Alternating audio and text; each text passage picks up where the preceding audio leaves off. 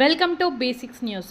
ఎన్నికల guarantee card ప్రకారం Congress party 22 నెలల పాలన కాలంలో ప్రజలకు అమలు చేయని హామీలపై రాజన్న సిరిసిల్ల జిల్లా ఎల్లారెడ్డిపేట మండల కేంద్రంలోని ఓ ఫంక్షన్ హాల్లో బీఆర్ఎస్ పార్టీ ఆధ్వర్యంలో బాకీ కార్డును ఆవిష్కరించారు.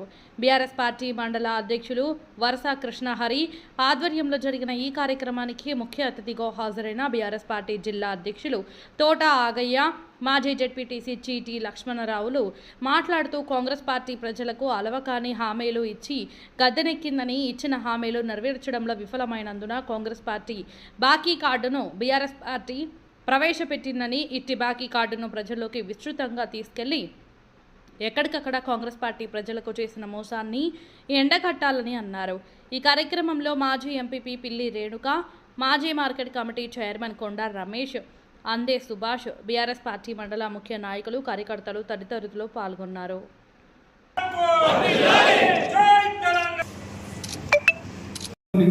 మర్చిపోవడం కాదు, వచ్చే రోజుల్లో మనకు బ్రహ్మాండమైన అవకాశం ఉంది. ప్రతి గ్రామంలో, ప్రతి మండలంలో మన క్యాండిడేట్ ఎవరైతే నిలబడతారో, ఎవరైతే బీఫామ్తో నిలబడతారో తప్పకుండా 100% గెలుస్తారని చెప్పేసి ఇంటెలిజెన్స్ రిపోర్ట్ కాంగ్రెస్ వాళ్ళకు ఉన్నది, మనకు కూడా ఉన్నది. కాబట్టి మనం చేసేది మనం అంతా ఉండి కూడా మనం మళ్ళీ కష్టపడాల్సిన అవసరం ఏంటి అంటే, మనం కష్టపడాల్సిందిగా మెజారిటీ కోసం.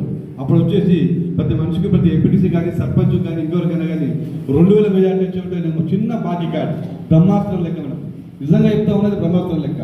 వాళ్ళు అబద్ధ హామీలతోని 6 గ్యారంటీల కార్డు పెట్టుకుని వాళ్ళు బ్రహ్మాండం గెలిచింది.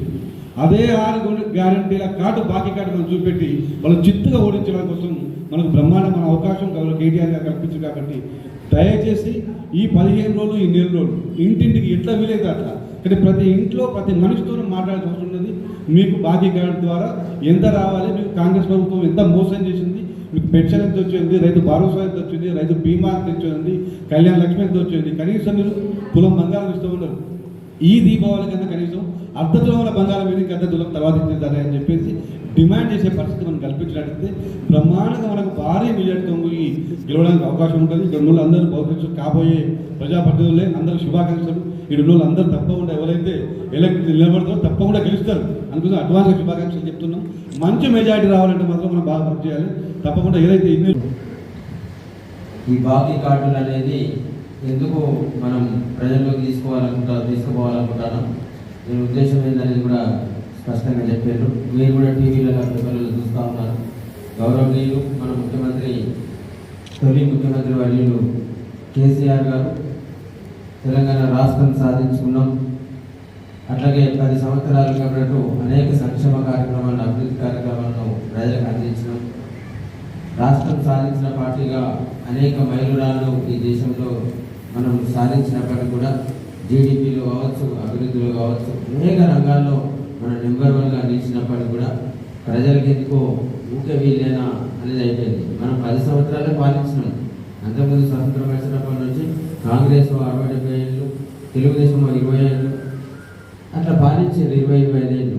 అయినా సరే మనం 10 సంవత్సరాల పాటు పరిపాలననే ఎందుకు ఇంత తొందరగా మనం ఇదవుతున్నామని అంటే, ఆల్రెడీ ఉద్యమ సమయంలో మనం 2001లో పార్టీ ప్రారంభమైనప్పటి నుంచి కూడా మనం ప్రజలనే ఉన్నాం. రోజు తెలంగాణ రాష్ట్రం కోసం ధర్నాలు చేసినాం, రస్తారోకోలు చేసినాం, అడ్డబాట్లు చేసినాం, అనేక కార్యక్రమాలు చేసినాం. తెల్లారు చేస్తేనే మన రోడ్డు మీద ఉన్నట్టు తెల్లారు చేస్తేనే, ప్రజలలో ఉన్నట్టు తెల్లారు చేస్తేనే వివిధ రూపాల్లో, కళారూపాలు కావచ్చు, సాహిత్య రూపాలు కావచ్చు, ఆందోళన రూపాలు కావచ్చు, నిరసన కార్యక్రమాలు కావచ్చు, అనేక రూపాలలో తెల్లారు చేస్తేనే ప్రజలలో ఉన్నాం. ఉండేవారికి ఏంటంటే 2001 నుంచి కూడా, ఉదాహరణ 2001 నుంచి కూడా అరణ్యం వీళ్ళేనా అనే పరిస్థితి వచ్చింది. సరే, తెలంగాణ రాష్ట్రం వచ్చింది, ఆమోదించారు, ఎమ్మెల్యేలుగా, ఎంపీలుగా గెలిపించారు. తర్వాత స్థానిక సంస్థలలో కూడా 1 సైడ్ అంటే ఎక్తరపు రిజల్ట్ ఇచ్చి మనను తీర్పిచ్చి మనం అధికారంలో కూర్చోబెట్టిండ్రు. స్థానిక సంస్థలలో కూడా అధికారం మనకు కట్టబెట్టిండ్రు. అనేక సంస్కరణలు చేసినాం. కింది స్థాయి వరకు కూడా మన నాయకులు దాదాపుగా బాగా పనిచేసి ప్రజల మన్ననలు పొందిండ్రు. సరే, ప్రజలు మార్పు కోరుకుంటారు. దానికి అనుగుణంగా ఇలా అధికారంలోకి వచ్చిన కాంగ్రెస్ పార్టీ కూడా అడ్డగోలు హామీలు ఇచ్చి, ఇంతకుముందు మన మిత్రులు చెప్పినట్టుగా 420 హామీలు ఇచ్చి, 6 గ్యారంటీలు ఇచ్చి ఇలా అధికారంలోకి వచ్చిండ్రు. ఇలా రేవంత్ రెడ్డి అంటే ఆయన ఎన్ని అబద్ధాలు చెప్పి ఎన్ని మోసం మాటలు చెప్పినా మనం అంతా సోషల్ మీడియాలో చూస్తూ ఉన్నాం. ఆయనే అన్నాడు, ప్రజలు మోసపోయే లక్షణాలు ప్రజలకు ఉంటుంది, మోసపోయే గుణం మోసపోయే లెక్క ప్రజలకు ఉంటుంది, కాబట్టి మేము ఎప్పుడు మోసమే చేసుకుంటామని చెప్పేసి రేవంత్ రెడ్డి చెప్పింది. ప్రజలు ఎన్ని రోజులైతే మోసపోయేటోళ్ళ, అబద్ధాలు చెప్పేటోళ్ళ, ఇంకో రకంగా చేసేటోళ్ళ మాటలు నమ్ముతారో అన్ని రోజులు కూడా ప్రజలు నష్టపోతూనే ఉంటారు. ఖచ్చితంగా మేము అబద్ధాలే చెప్తాం, మేము మోసమే చేస్తామని చెప్పేసి రేవంత్ రెడ్డి చెప్పింది. దానికి అనుగుణంగానే ఇంతకుముందు కూడా సోదరుడు మన రమేష్ నరసింహ మాట్లాడాడు. రిజర్వేషన్ల విషయం కూడా ఆయన ముఖ్యమంత్రి కానప్పుడు వేరే ఏదో పార్టీలు ఉన్నప్పుడు బీసీలకు కానీ ఎస్సీలకు కానీ ఎవరైనా రిజర్వేషన్లు పెంచమని అంటే జైలు వేయాలి,